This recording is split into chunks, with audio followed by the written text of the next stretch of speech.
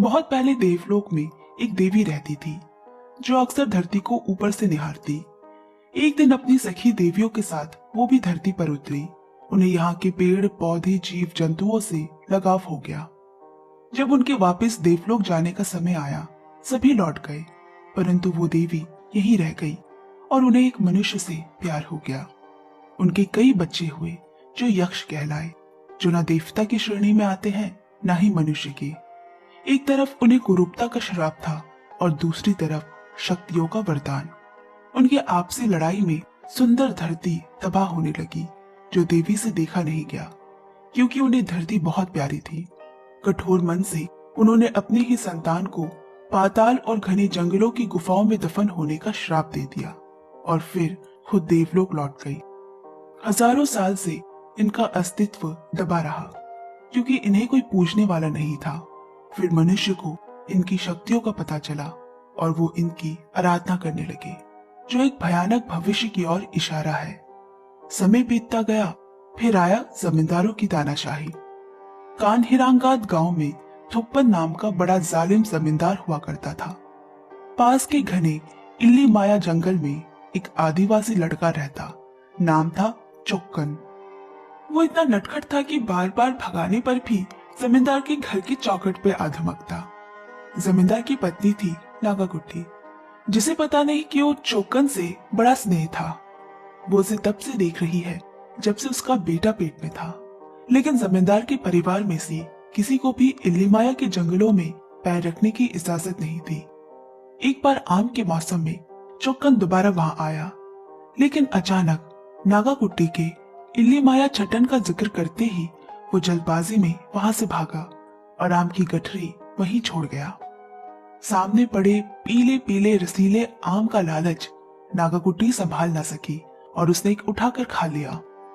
चोक्कन वहां से निकलकर सीधा जंगलों नदियों से गुजरता हुआ जा रहा है इल्लीमाया छटन के पास, जो कि एक यक्ष है, ना देव ना मनुष्य, जिसकी पूजा इल्लीमाया के आदिवासी लोग करते हैं। पर जो भी उसकी गुफा में प्रवेश करता मृत्यु को प्राप्त हो जाता, सिवाय प्यारी चोक्कन के।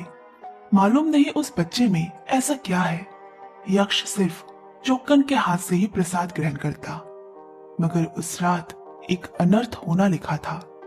थुप्पन को खाना परोसते वक्त नागाकुट्टी के हाथों से आम की खुशबू आई, जो केवल इल्लीमाया के जंगलों पे मिलते हैं। जब उसे मालूम चला कि वो आम चोक्कन लाया था, उसने गुस्से से खाने की थाली फेंक दी। उस नीच गंदी आदिवासी के झूठे आम खाकर तुमने मुझे खाना परोसा। अब मुझे कुंड में स्नान करके दोबारा खुद को शुद्ध करना होगा, थुप्पन बोला। कुंड में पहुंचकर उसके क्रोध की सीमा लांघ गई। वहां चोक्कन कुंड में तैर रहा था। उस बच्चे को कहा इतनी सुध-बुध कि ये कुंड केवल जमींदारों के लिए है, उस जैसे आदिवासी के लिए नहीं। थुप्पन ने उसे घसीटते हुए कुंड से बाहर निकाला और अपने अहंकार में अंधा होकर उसने चोक्कन को मार डाला। चोक्कन की मौत से इल्लीमाया के गुफाओं में रहने वाला यक्ष छटन रुष्ट हो गया, जिसका कहर पूरे कान्हिरांगात गांव के लोगों को भुगतना होगा। उसी रात चैन से सो रहे थुप्पन के घर पत्थरों की वर्षा हुई और उस दिन से उसकी नींद हमेशा के लिए हराम हो गई। कुएं नदी नाले सूख गए, हल जोतने वाले जानवर मरने लगे, फसलों में आग लग गई, लोगों की अकाल मृत्यु होने लगी। जमींदार थुप्पन की शानो शौकत मिट्टी में मिल गई और जल्द ही उसका शरीर भी गलने लगा। सारी पूजा अर्चना व्यर्थ साबित होने लगी। तब गांव वालों ने कहा, ये इल्लीमाया छटन का श्राप कहर बन के बरसा है इस गांव में, जिसे शांत करना जरूरी है, मगर कैसे? इधर थुप्पन के सर पे मौत का साया मंडराने लगा। डर के आगे उसकी देवी भक्ति ने घुटने टेक दिए और फिर उसने तय किया पाताल से एक और यक्ष रूपी शक्ति का आह्वान करने का, जो उनकी रक्षा कर सके। चंद्र ग्रहण की रात पाताल के सुरंग को खोलकर उसमें कुछ बूंद ताजा खून के टपकाने मात्र से गहराइयों में सोया गारी देवन नाम का यक्ष जाग गया, जिसके बाद कान्हिरांगात गांव इस यक्ष के साए में जिंदा रहने लगे। अब ये सच है या बस किस्से कहानियां, कोई नहीं जानता। अब दिखाता है। दूर किसी गांव में रहती है कुमारी। माता पिता के गुजर जाने के बाद अपने चाचा के यहाँ पली बड़ी। एक दिन उसके चाचा उसके लिए बहुत अच्छा रिश्ता लेकर आए हैं, कान हिरांगात के जमींदार परिवार का। किसी चीज की मांग नहीं की है और दोनों की कुंडली भी मिल गई है। वो तुम्हें अपने घर की बहू बनाने को राजी है। कोई भले ही ना कहे, लेकिन एक दबाव तो है उसके चाचा के घर का। पर उसका सगा भाई जयन इस जल्दबाजी की शादी के खिलाफ है, क्योंकि उनके गांव की जमीन को श्रापित माना जाता है, कई पुश्तों को खा चुकी है। उनकी जमींदारी अब पहले की पीढ़ियों जैसी नहीं रही। छोटा बेटा ध्रुवन जिसका रिश्ता आया है, सुना है वो थोड़ा अजीब है। बड़ा भाई अच्युतन जिसकी शादी को कई साल हो चुके हैं। उनके बाप के बहुत पहले मरने के बाद जमींदार की गद्दी चाचा वेलियचंद संभालते आए हैं, जो कि पेशे से एक सांप पकड़ने वाले थे। पर कुमारी कब तक यहाँ बैठी रह सकती है? उसके बाद और भी तो बहनें ब्यानी है चाचा को। यही किस्मत का फैसला है सोचकर उसने हाँ कर दी। शादी का दिन आया। परिवार वाले और भाई ने दुखी मन से उसे विदा किया। देर रात वो अपने ससुराल पहुंची, पर उसका इंतजार यहाँ और भी किसी को है। इनली माया जंगल की एक ओझा मुथम्मा उसी गुफा में खड़ी कह रही है, 12 पीढ़ियों से हमें जिसका इंतजार था वो आ चुकी है, अब वो बदला पूरा होगा। यहाँ घर पे कुमारी की सास उसे समझा रही है कि ध्रुवन को एक भी बिना दिन भूले ये दवा जरूर देना, कहकर उसे कमरे में भेज दिया। कुमारी ने खिड़की से देखा, ध्रुवन के चाचा इतनी रात पूजा कर रहे हैं। ध्रुवन उससे कटा कटा सा है और सोने चला गया। अगली सुबह कुमारी घूम घूम कर नई जगह देख रही है। कितना पुराना सा लगता है, पुरानी दीवारें, बड़ा प्रांगण। और फिर वो जंगल की ओर खुलने वाले दरवाजे तक पहुंची, जहां बाहर चौक्कन उसे आम का लालच देकर बुला रहा है। बड़ी प्यारी सी सूरत है। जैसे ही वो दहलीज पार करने लगी, घर की बड़ी बहू लक्ष्मी ने उसे रोक लिया। जंगल के वहां हमें जाना मना है। अब नहाने की कुंड के पास आकर उसने वही कहानी दोहराई जो इस घर से जुड़ी है। इल्ली माया चटन, जमींदार थुप्पन और चौक्कन। हर घर के अंदर कई राज दफन होते हैं, मगर कुमारी किसी 12 पीढ़ी पहले रची कई कहानियों पर विश्वास नहीं करती। उस रात उसे एक अजीब सपना आया। कोई औरत अपने बच्चे को आंचल में छुपाए उनके घर के दहलीज पर खड़ी है। उसकी नींद टूटी, देखा ध्रुवन सामने बैठा है। अब ध्रुवन और उसमें धीरे धीरे दोस्ती होने लगी। कुमारी अक्सर अपने भाई को खत लिखती है। मानती हो ध्रुवन थोड़ा अलग है सबसे, थोड़ा मंद बुद्धि है।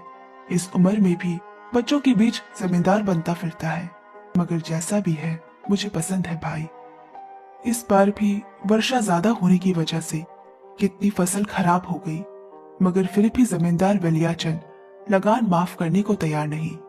उन्हीं किसानों में से एक ने कहा, किसान भूखे मर रहे हैं और आप हमसे पूरा अनाज का लगान भरवा रहे हैं। मुझे तो लगता है ये लोग हमें गारी देवन की कहानियां सुनाकर बेवकूफ बना रहे हैं। बाकी किसान उसे चुप करवा के वहां से ले जाने लगे। अब जैसे ही ध्रुवन कुछ कहने के लिए उठा, वेलियाचंद ने उसे पीछे से लात मारी और वो कीचड़ पर जा गिरा। अब तू बोलेगा, तू हमें सिखाएगा। अपने पति का यूं तिरस्कार होते देख कुमारी को अच्छा नहीं लगा। उस रात ध्रुवन ने उसे सारी बात कही। बचपन से लोग ऐसे ही बर्ताव करते आए हैं मुझसे, यहाँ तक कि मेरी सगी माँ भी। सबको बड़े बेटे की परवाह है जो कान हरिंगात का उत्तराधिकारी है। मुझसे कोई नहीं पूछता, इसीलिए मैं अकेला रहने लगा। लोग मुझे पागल कहने लगे। मुझे ठीक करने ओझा के पास भेजा। इसे ठीक कर दिया तो बहुत बड़ा दान दक्षिणा मिलेगा, और सुधारने के नाम पे मुझे डंडे से बहुत मारता। कोई मुझे बचाने नहीं आया। एक दिन मैं स्कूल से भागकर मेला देखने गया। मास्टर ने इतना मारा कि मैं बेहोश हो गया और मेरे कान में बस एक ही आवाज गूंजती, छोटे मालिक पागल है, छोटे मालिक पागल है। मेरे कान दर्द होते थे और उस दिन मैंने उनकी कुटिया में आग लगा दी। हाँ, मर गया साला मास्टर। एक दिन मंच पे खड़े होकर नर्तकी मुझे पागल पागल चिल्लाने लगी तो मैंने उसकी जीभ काट दी। इसलिए मुझे काबू में रखने के लिए रोज ये दवाई पिलाई जाती है। मुझे डर लगता है, सो नहीं पाता। सपने में भी लोग मुझे पागल पागल कहते हैं, मुझे घूरते हैं। कुमारी से उसकी हालत देखी नहीं गई और उसने उसे गले से लगा लिया। शादी के इतने दिन बाद आज जाकर वो सही मायने में पति पत्नी हुए, उनमें प्रेम संबंध बने। समय गुजरने लगा और एक दिन फिर कुमारी को जंगल वाले रास्ते पे चौकन दिखा। उसकी प्यारी सी मुस्कुराहट कुमारी को अपनी ओर खींचने लगी और उसके पीछे पीछे चलती। होश आया जब सामने ओझा मुथम्मा को एक पेड़ के नीचे बैठा पाया।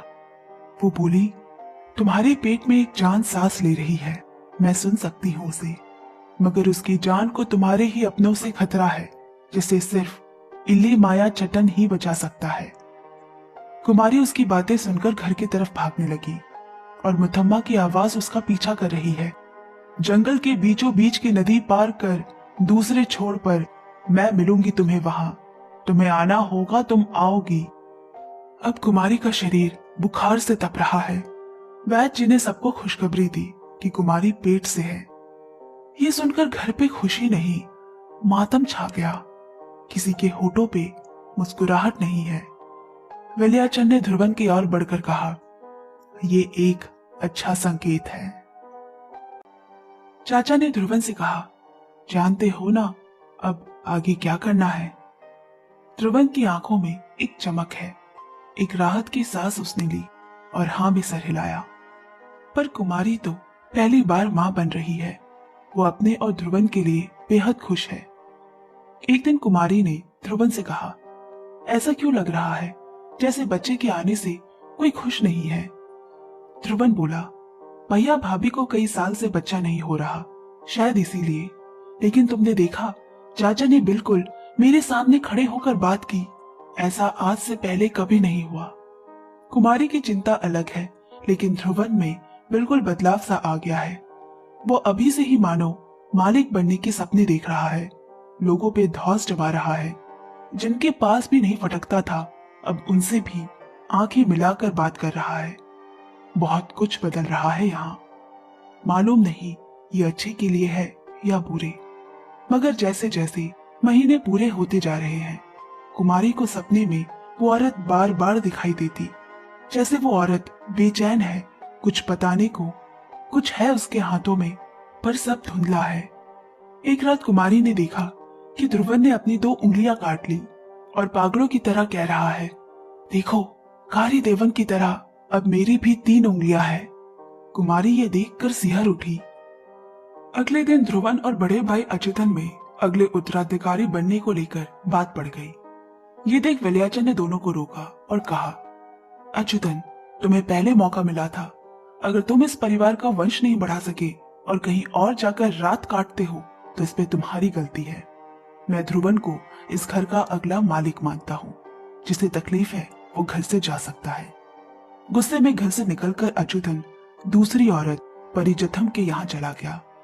उसकी हर रात लक्ष्मी की बजाय यहाँ कटती है, ये बात सब जानते हैं।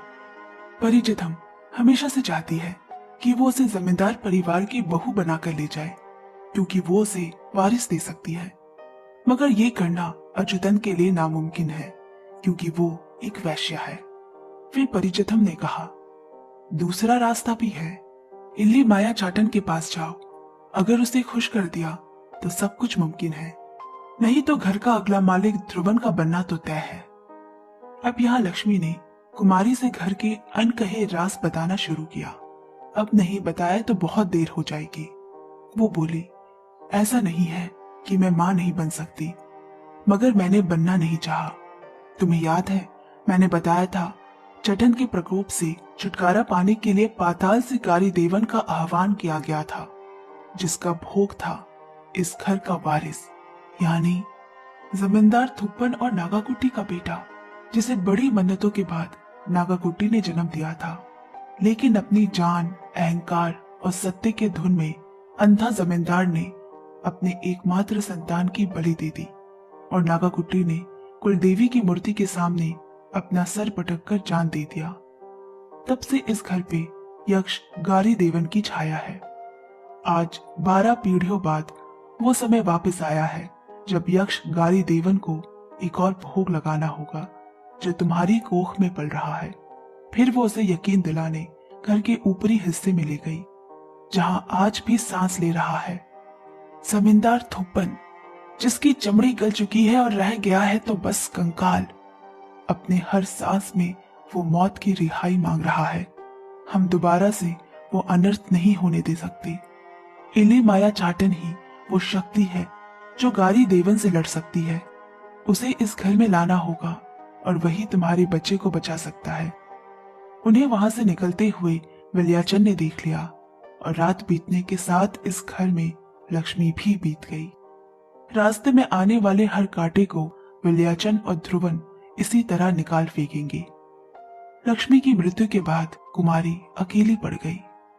एक रात कुमारी चुपके से गारी देवन के पूजा स्थल में गई, जहां मांस खाते हुए गारी देवन की प्रतिमा को देखा।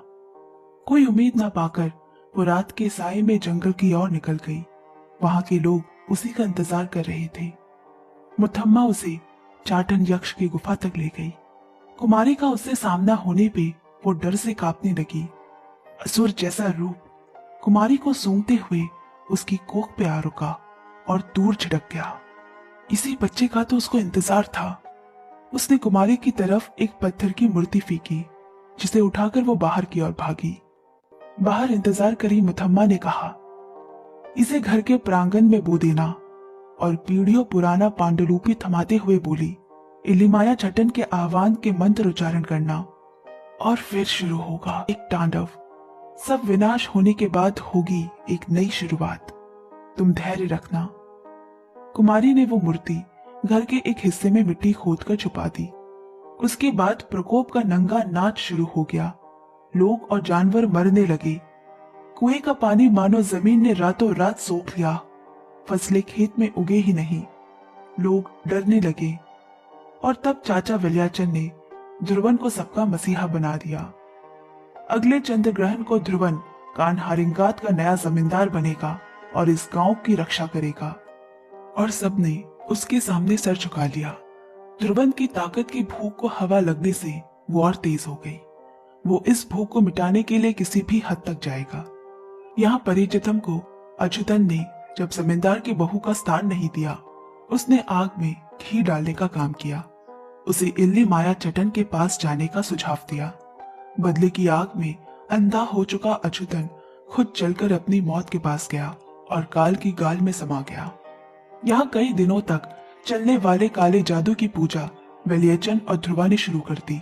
दूसरी तरफ कुमारी भी सबकी नजर से छुपकर इल्ली माया चाटन का आह्वान करने लगी। कान हरिकांत परिवार के कुल के 2 दीपक बुझ गए, एक अच्युतन और दूसरा विलियाचन, जिसे पूजा स्थल में ही सांप ने डस लिया।